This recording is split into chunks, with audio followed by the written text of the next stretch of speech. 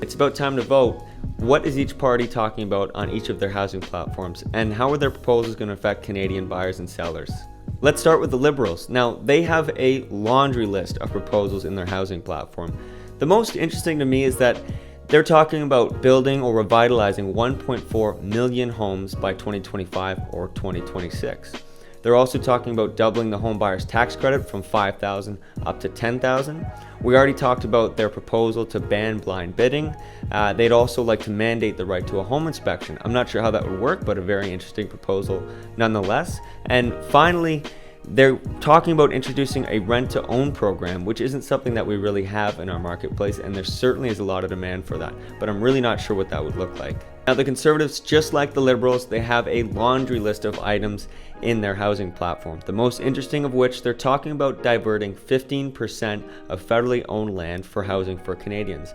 They're also proposing that investors can defer capital gains to allow them to reinvest that into more property for Canadians. And then finally, they're talking about requiring municipalities that are receiving federal funding for transit to allow development to occur around that transit that's been federally funded. And finally, we have the NDP, and they're pledging to build 500,000 affordable quality housing units over the next 10 years.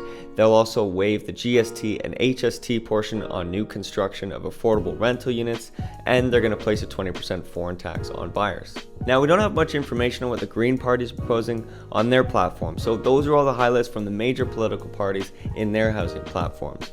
From my perspective, the most important thing is to increase our housing starts per year up above our 225 to 270,000 housing starts per year, because the supply in Canada has lagged so far behind the demand over the last few decades.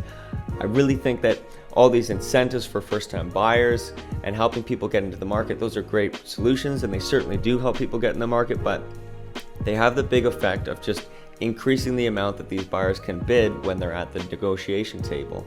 And this cycle keeps on going on, and nothing's really going to change until we get more and more housing starts here in Canada. That's just my 2 cents, but we'll see what happens on election day.